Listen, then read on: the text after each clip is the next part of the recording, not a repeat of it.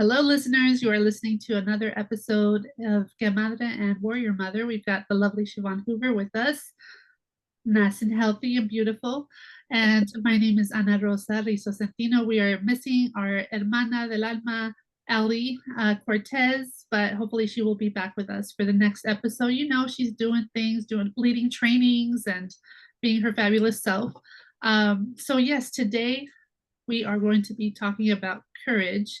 And the inspiration for this theme comes from just, me finally getting a chance to watch Netflix and seeing an interview that Oprah did of Viola Davis. And I actually was not familiar with her life, but she led a very difficult life. And she actually wrote a book about it. So I don't know, we could do a book club or something. But basically, she said the only thing that got her through when things were very difficult was courage. So, yes, we want to talk about what that means, what it takes to have courage. What are your thoughts when you hear that term, courage? Siobhan? Yeah, plenty. But what I did was I went ahead and I looked up like the actual definition, because you have this idea of, or I have this idea of someone with the S on their chest and being courageous in that way. But when I looked up the definition, it says the ability to do something that frightens one. Another definition is strength in the face of grief. And I looked up a third, mental or moral strength to venture, persevere, and withstand danger, fear, or difficulty. Mhm. So all in all, it's the ability to move forward through tough times. It's like, well, you can do hard things, and you're courageous behind that.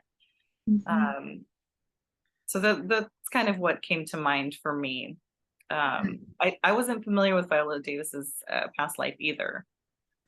Yeah, Uh, she grew up super poor. Like, I thought I grew up poor, but when you read her life, like, she's on a whole other level. Um, of poverty, and just she had to deal with sexual abuse. She had to deal with, I mean, just whatever you can think of, she dealt with it. She went through it. And so when I hear you talking about the definition, it sounds like there is fear, but you do it anyway, right? yes. And she said this, that courage is uh, bravery said with a prayer, something like that. Okay. Um, so it's like, even if you feel like it cannot be done, or might be, or maybe you cannot do it, you go for it, even though you're not sure. So you have to kind of have faith in yourself and a greater power, um, something larger than yourself. And I would say, just getting a little personal here, this is a very difficult week for me because Adelita's ninth birthday is on Saturday, and the anniversary of her passing is on Monday. Okay. And after she passed, ooh, it was like there was nothing left to be hopeful for. Um, but then I realized that me and my husband still wanted a child, even though we were kind of scared of it. So it's kind of like you have to decide that your dream is greater than your fears. And then you just have to move forward if, in spite of the fear. So, like, you're still there with it, but you just kind of keep going. Yeah, you still feel that hurt. It's like a scar, you still see it, you feel it. Something feels different. But it's something that, you can live with, and you do move forward with it. Mhm. I'm sorry, first off, big giant hugs to you. March is a difficult time for me as well, so I'm kind of feeling very empathetic with you. It's the marking of my dad's passing, and that, sometimes when you lose someone, it it changes your whole world. Mhm. um and I know that feeling of not being able to, or feeling like you just want to give up, right? You just want to kind of um, like not deal with the outside world at all. Yeah. Um, but I think certainly in the face of grief, when you do find ways to continue on with life, like I think that you're very courageous and brave for having to endure losing a baby. You know, I I wanted, I wanted to share the appreciation I have for you sharing those pictures of your father. They're oh just so heartwarming for you to be able to continue his life even after his passing, because we say that when we remember people, they continue to live with us. yes. And you know what's weird is, I'll see someone that, I haven't seen in however many years or, and they'll be like, well, how's your family? How's your mom and dad? And I'm like, Um, oh, I'm sorry to be the one to tell you, but, my dad passed and they were, and they're like, when? And, they're really shocked by it. And I'm like, yeah, it was 12 years ago. So my daughter was 16 days old when he passed. So already going through like emotions and hormones and in that sense, and then fell into a deep depression.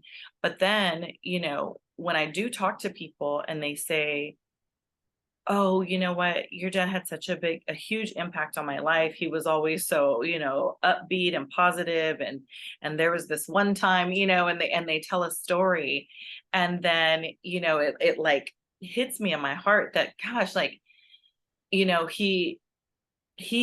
made an impression on everybody that he met, and for that I have to be grateful that I did get to experience that time and experience him in that way. So now I try to find reasons to just be happy that I had a dad like that. Not everybody gets that, and our family has had our fair share of ups and downs, but ultimately, like he was a good dad, and for that I have to be grateful. So grateful for the time spent is a way to I don't know, kind of trudge through that yeah. pain or difficulty. So Can you share one of those stories?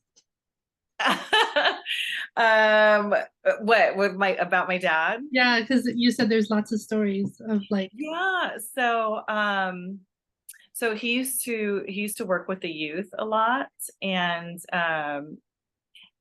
so he'll okay, so for example, I have a friend from high school, Jason, who now is doing really well. He's got a gym down in LA, and he's made something of himself. But when he was younger, he would get into a lot of trouble, and he was always just like fighting and I remember, I don't even know where we were, probably at a school event, and my dad was like, I like his energy, and I was like, yeah, me too. Like he's good people. Um, and and then from that point on, he was encouraging him to he was like rapping or whatever at the time, and so he was like encouraging him to do that, and he was like, well, let me set you up with this person and let me connect you, so he was like trying to make connections for him and allow him to use his energy in a different way, versus like fighting or the getting in trouble kind of thing. um and so to this day, if I see Jason or like, a conversation comes up, he'll say, man, your pops, he always encouraged me, to do better. He always wanted me to do the right thing, this and that. And he was like, basically not a lot of men at that time were giving him, that sort of love. And so, what they say, like people always remember how you made them feel, yeah. no matter what. And so, so those kind of stories really, they're really touching to me, and I love to hear them. I love to hear how he affected people, and then in turn, it's like, well, I kind of hope to do the same. Well, yeah, the apple does not fall far from the tree. I definitely got a strong impression from you the first time we met. For y'all who don't know, the first time that Siobhan and I met was when we had a panel for the Santa Barbara International Film Festival. And I was moderating the panel, and Siobhan was a speaker on the panel because she was in a film called Black Like Plastic. And she was just like, I don't know, this radiant light of energy, and just like, I want her to be my best friend one day. And here we are now, co-hostesses of the same radio show. Yes. So you definitely left an impression on me, and I know you leave an impression on everyone whenever you walk into a room, just with your positivity, your energy, and you're always looking out for people, helping youth as well. So yeah, the apple did not fall far from the tree. Yes, they taught me, my parents taught me a few things that I want to, carry on. So You hopefully I'm are. doing them proud. Absolutely are. But you also made an impression on me. I was like, who is this moderator? I love her. I was like, she was so insightful and like, that's a good question, In any case, I was all girl crushing, Like, It who was so is mutual. Yes, very mutual. yes, Um, yeah, so I feel blessed. I feel like your daddy's still watching out for you too, and was probably there with you, recently with your health and everything. yes. We had a scary health moment. And also I want to say that, that your Adelita is with you and probably has provided, you some strength in, in having, another baby and deciding to expand your family a little bit. I bet she was really like maybe carefully hand selected Gloria, and she was like, let this be here, this is a good one. Well, before Gloria was born, I had a very vivid dream. You know how there's some dreams that are kind of muted, but then there's other dreams that just really stand out when you wake up. And Yes. there was a dream I had where the midwife looked like a grown-up version of like what I think Adelita would look like if she was able to grow up. And she was the midwife delivering Gloria. That's cool. Um, yeah, right. And then it's crazy because Gloria, when she could start talking, she would give me stories about her sister. Like, oh, she's so funny. So they definitely met before Yeah. her birth, in Kids some are, kind of way. yeah, kids are so intuitive that way. Kids are very I feel like they're way more open, and so for that they see a lot more, they hear a lot more, and had some experiences kind of like that too. So, oh, I love that. Yeah, and I definitely think there's situations that I've gone through where the courage that I was feeling was coming from her, because otherwise I wouldn't have been able to have the courage. In addition to her little sister's birth, but Yeah. I just feel so grateful that we do have our ancestors, right, that are constantly around us and behind us, and leading us, like all around us, even though we can't see them. Yeah. I really believe that that love and energy doesn't go away just because there's a physical death. There's so much more to life than our Yeah, physical bodies. absolutely. And using that grief or that hurt or sadness as fuel, to propel you forward. There's so many tales of people overcoming certain situations. I feel like as women, especially women of color, you know, sometimes you kind of just suck it up and you keep moving, but there are days where it's like, I don't want to get out of bed, I don't want to do anything today. um, and somehow you manage. So I love the idea of our ancestors. Like I feel like how can that not be right? Our ancestors being with us, because energy, it doesn't die, it transforms. Right? Yes. So it's It's like, it's a basic concept of physics. yeah, right. It's science. It's Yeah. spiritual, but it's also science. And it's which I've always thought those two should combine somehow to give us some answers. But yeah, so I feel like love and energy, it never dies, it transforms. And so it has to be, you know, they have to be here. They're somewhere here. Yeah, Um, definitely. in any case. How was your daughter's birthday? Oh, it was such a good time. She is very, she does not like a whole lot of attention and like spotlight. And typically we have like really big parties, with all of our friends and all of our family. And she was like, I just, like literally went through the list. Okay, well, who can I invite then? Like, all right. Um, but it was just, I had a work event later that evening. So I was feeling really kind of guilty and torn, as moms do on their kids' birthdays when they have to work, I think. Um, but it was such a nice day. It was we did a little picnic at one of our favorite parks. We made some breakfast burritos, and it was really simple. And what I appreciate about her is that she's just kind of grateful for no matter what it is. She's like, oh, okay, that's what we're doing, that's fine. She's not particular, except for So I guess she's not an Aries, right? definitely, yeah. Definitely not Aries energy. She's very much Aquarius, kind of like water, she's just kind of flowy.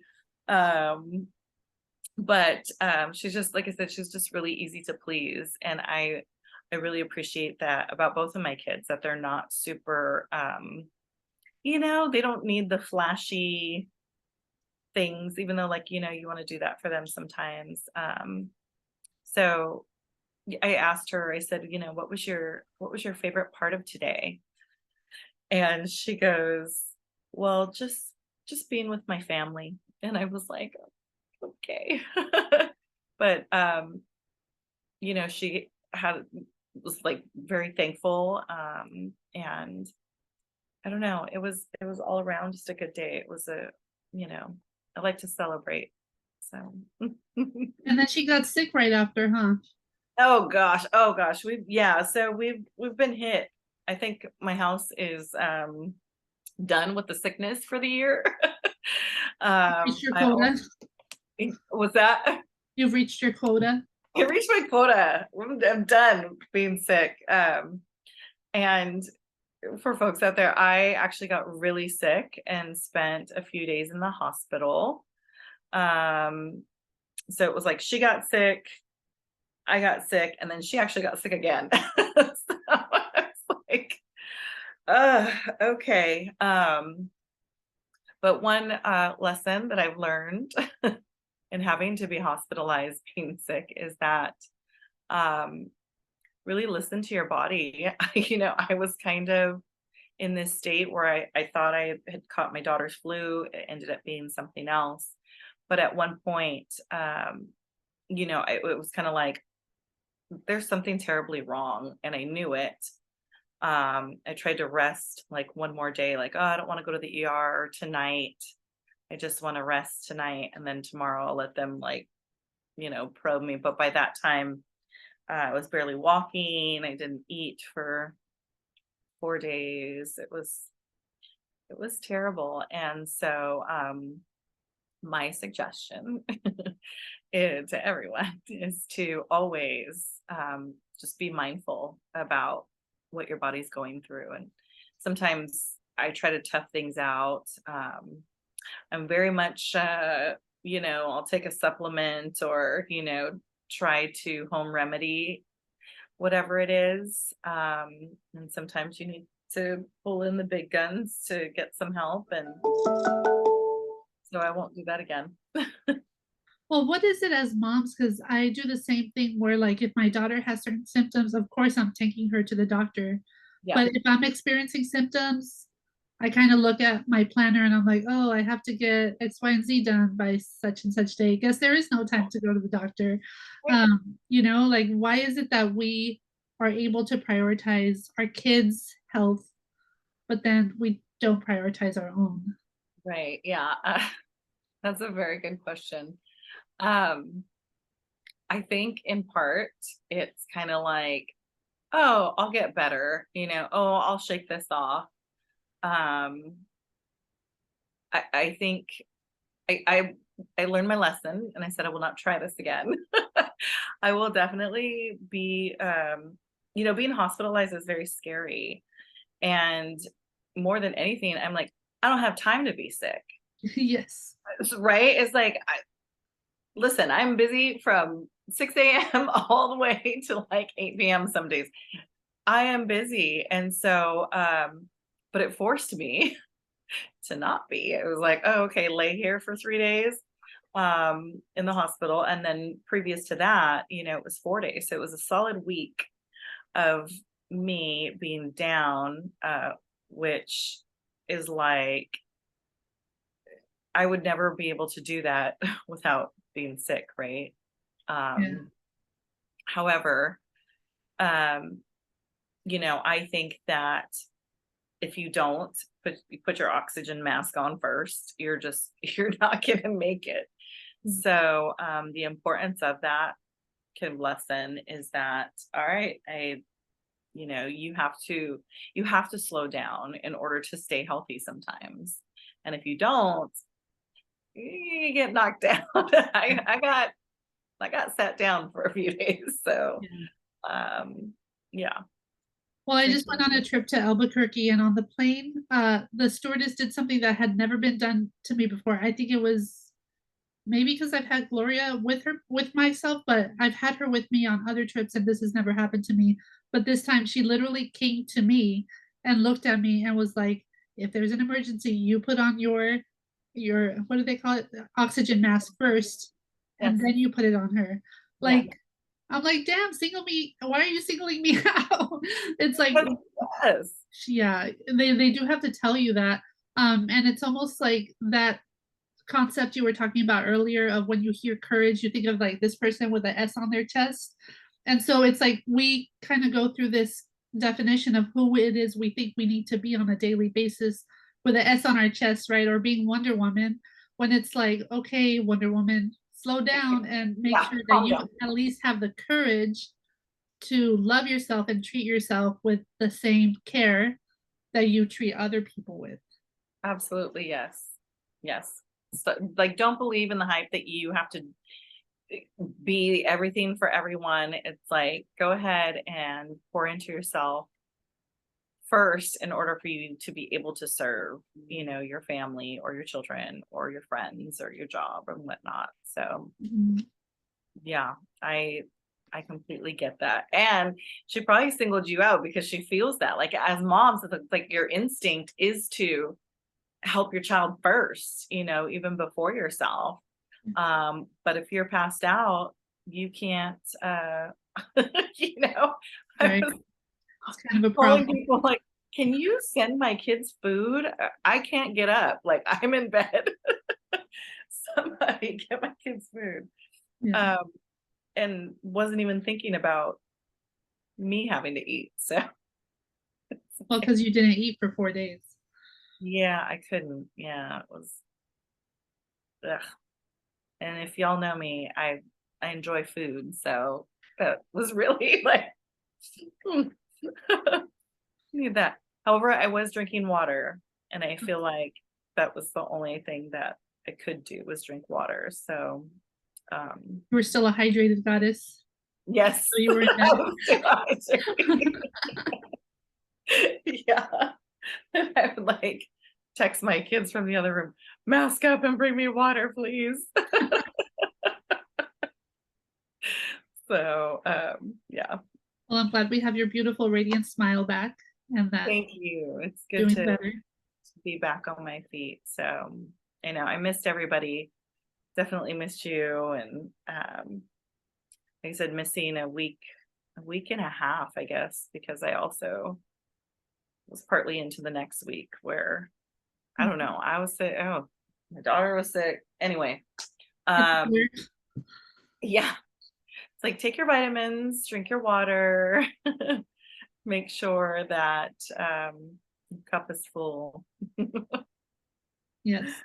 On that note, I'm going to do station identification. You are listening to KZAA 96.5 FM, and this is Que Madre and Warrior Mother. We are missing our lovely soul sister, Ali Cortez, with Bienestar CCC, but she will hopefully be back with us next time. Any final thoughts you would like to share on the topic of courage before we wrap up in these last 5 minutes? Yeah, I kind of, I dug into courage's definition a little bit. And I also found that there are 4 different types of categories, like, of courage. So one of them moral, intellectual, disciplined, and then also empathetic courage.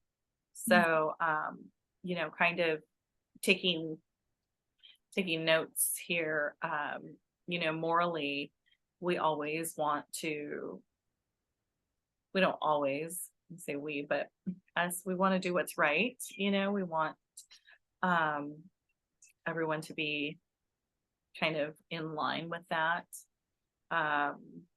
Intellectual and discipline, that's all in the mind, and that's all really focusing on, what I guess what needs to happen. So, those 2 are of mind, and then I feel like the empathetic and the moral, it's more of the heart, kind of a heart space. So wherever you feel that your courage comes from, pull from there, really, really draw, and imagine what I don't know, what color that might feel like inside your body, or, what sort of feeling you might feel, when kind of facing something adverse.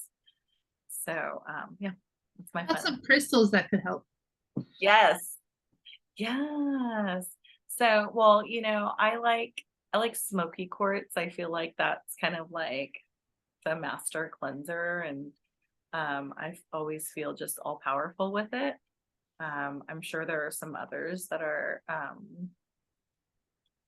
better when it comes to courage, but yeah, I really like the master healer.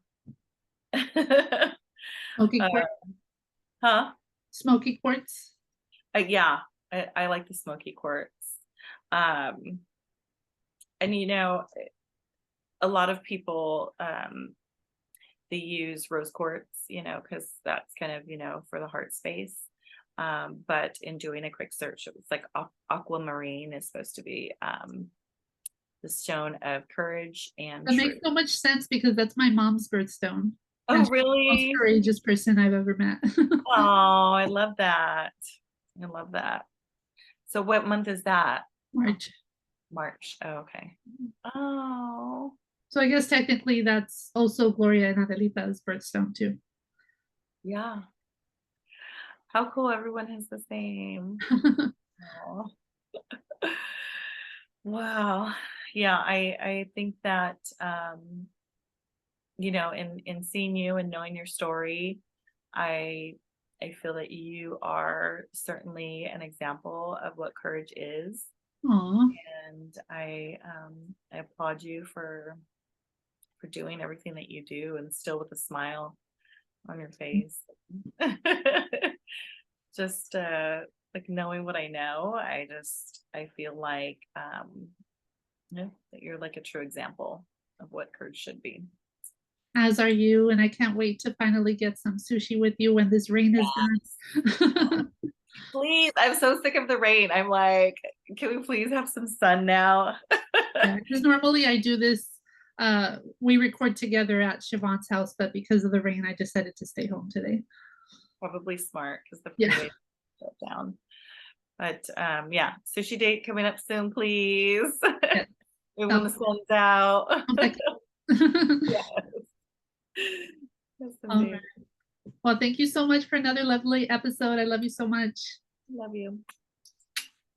Bye, everybody.